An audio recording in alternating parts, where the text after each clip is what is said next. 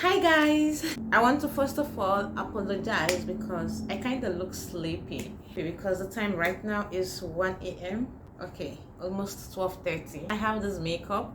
I still want to carry it and make a video before taking off the makeup because not all the time I wear makeup. So the days I do, I want to make sure that I make use of it. Okay, today I'm going to be talking about giving space to our. Most of you know that I traveled to Africa without my husband, and I stayed 4 months there. I did not mean to leave him. It wasn't a purpose thing, like to stay away from him for that long. No. You know, we had so many plans, so many things happening that took longer time. But we thank God at the end of the day, everything was successful.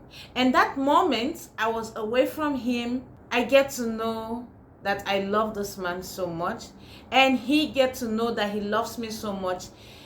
Our love grew more stronger. For the first time in my life, I agreed to this saying, distance makes the heart grow fonder, or how did they say it? I was missing him, he was missing me. Oh my goodness, especially the sex part. It was so crazy.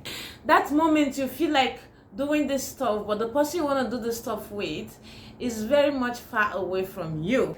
And then when you go out, you start seeing cute people. If you're a woman, you start seeing cute young men, nice young men.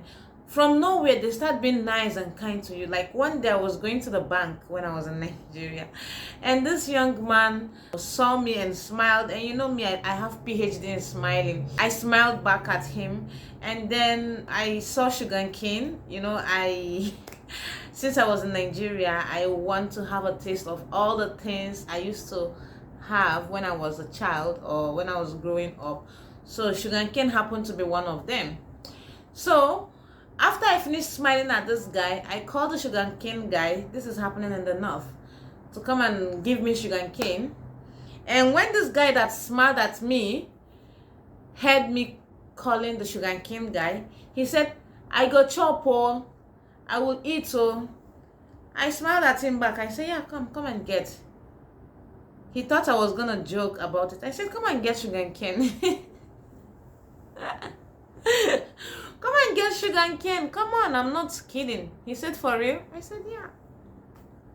And then the guy came and said, "No, I was only joking. I wanted to see if you're going to buy me that sugarcane or not. You are not stingy, you are nice. In fact, uncle, give her sugarcane. How many do you want?" I said, "One." "Give her, let me pay for it." I said, "No, don't worry, I'll pay for it." He said, "No, I insist, let me pay for it." I said, "Okay, oh, thank you." So after paying for the sugarcane, he left.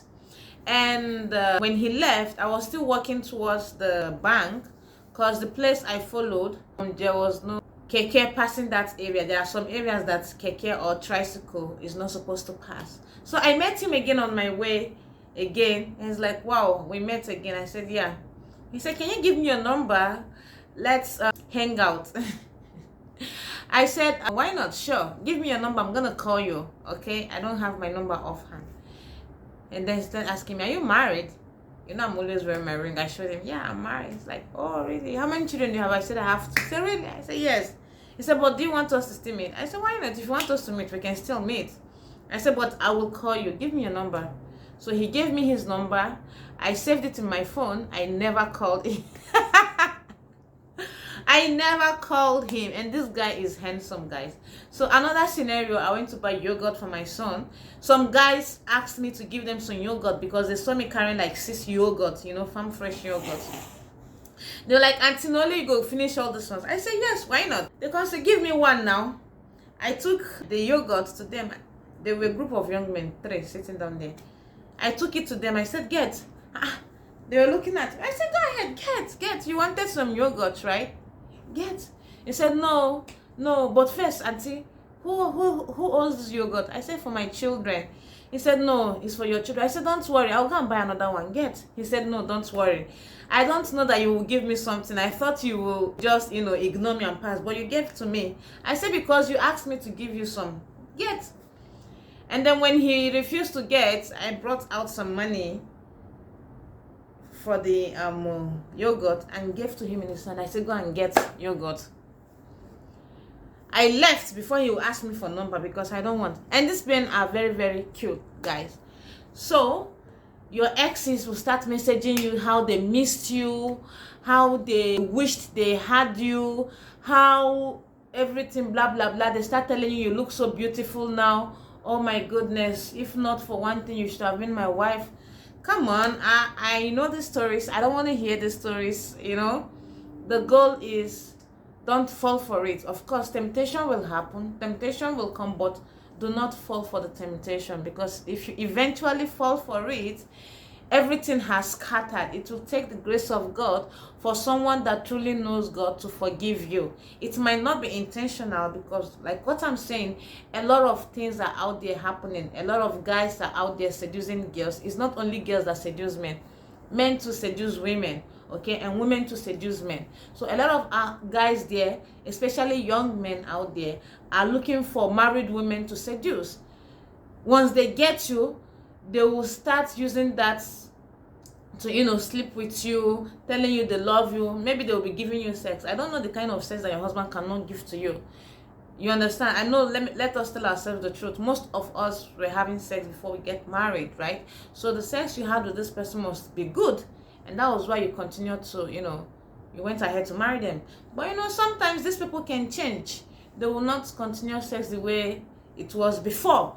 And this is the reason why so many women look outside their marriage to, you know, sleep with younger men.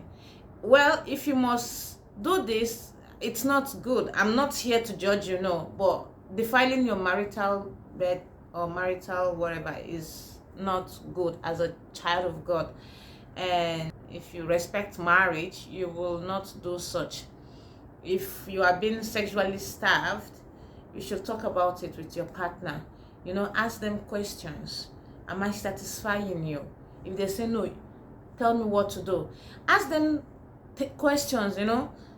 Tell them what you want from them. They are not in your head. Nobody can go to your head to know what you want. Tell them what you want. Don't assume they should know. Communication, communicate, talk about it, ask questions. You know, when you want something, you go for it, you make it work. But if you don't want it, you give excuses to drop it. But if you want something, you keep working. It might not happen the first day or second day or third day. Keep working on it. Dress seductively, you know. For him, he's your husband. Dress seductively. For your wife, she's your wife, you know. Put some nice perfume. Make the place look romantic. Wear some romantic clothes, you know. Do things to spike up that vibe, that energy, that desire in them. You know what I mean? And take your time when you're doing it. Make a foreplay. Don't say they are ignoring you for sex, and then you will end up answering some DMs from some guys or from some ladies that don't know anything about you, or you don't know anything about them. And from there, you people start talking. From there, you meet, and you guys will not just meet in an open place. You meet in a closed place, only you. And let me tell you guys the truth. Devil is a liar. When that sexual desire comes in, it takes the grace of God for you to get rid of it or let go of it. Because that moment, you are wet and you are thinking, should I do this or should I not do that? And then the devil will tell you, do it, because he is not satisfying you at home. Anytime you guys want to have sex, he's always giving you excuses.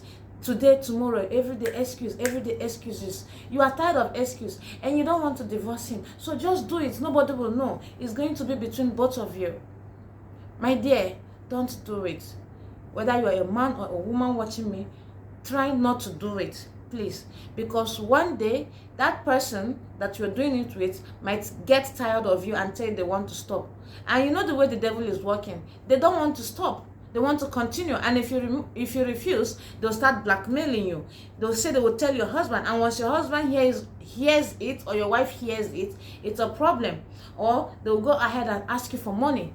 If you pay money, tomorrow they'll ask for another money. You keep paying, giving them the money you don't have or the money you've been saving. Maybe the reason why your partner is not in need of sex or is starving you sex is because, guys, their place of work, you know, so many factors. Stress can make you lose interest in sex. So many Maybe you think of how to take care of the family. This person has to go to school. This person is sick. Your friend needs help, or some things bothering them. That is why you should ask your partner, are you okay? Is anything bothering you? I'm not in your head to know what is wrong with you. Speak to me. Tell me what is wrong with you. You know, I care. It's not easy. People have different things bothering them.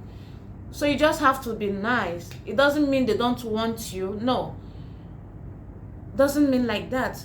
Talk about it and try and work towards it. Make this thing work. Make these things work. Don't give the devil chance to come into your marriage. You know, because once the devil gets little chance into your marriage, that sweet marriage will scatter. I'm not saying that marriage will not have ups and downs. Definitely it will have up and down. It will test you. It will test your patience. It will test your anger, your annoyance. It will tempt you, you know, to tempt you. But the ability for you to tell the devil, do not tempt the child of God, it depends on you. You know what I mean? So always focus on the positive things. Focus on the things that matters most to you, and leave all these sons and daughters of Lucifer or Jezebel out there, because what they are doing is looking for a home to tear down or destroy. Okay? And back to me. So after all this stay away from my husband, we got back together. We loved each other so much. If you notice in my live stream, we are doing things together very, very much more than before. Our bond grew more stronger, and the first night we had sex, it was wonderful, as if I have never had sex before. You know, as if we've never had this before. It was romantic. It was nice. It got more glow. It made us get to know each other very much. It made us trust each other that, yeah, even though we are far away from each other, we cannot misbehave. We will not use that opportunity and sleep around. Don't use that opportunity to cheat on each other. It's because we value each other. That is why we cannot do anything. I have your mind, so since I have your mind, I cannot carry your mind and be sleeping with someone else. No, it's not fair. What you know someone will do to you will hurt you. Don't do it to others. Don't do it to other people.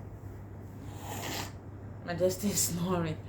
Don't do it to other people. If you are in your marriage, you're having some little difficulty, okay, you have some problems that are not going to be fixed, you know, that is draining you mentally, you cannot think well, and you are thinking it's over, I want to cut this thing. No, think about it. Maybe you guys should take a break.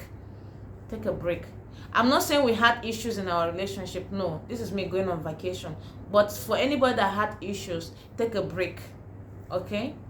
Take a break. Maybe you just if you have money, book a hotel, go stay there for some time. Stay there for some time, you know. Do not communicate with him or her. That moment you stay away from them, they'll be thinking what is going on. And you too, you'll be thinking what is going on. You understand? So after thinking, do not let pride to stop you from messaging. You can message if they did not message and ask what is happening. Let's talk about this. By then, you have already calmed down. You're not more angry. You're not more mad. You're not more sad.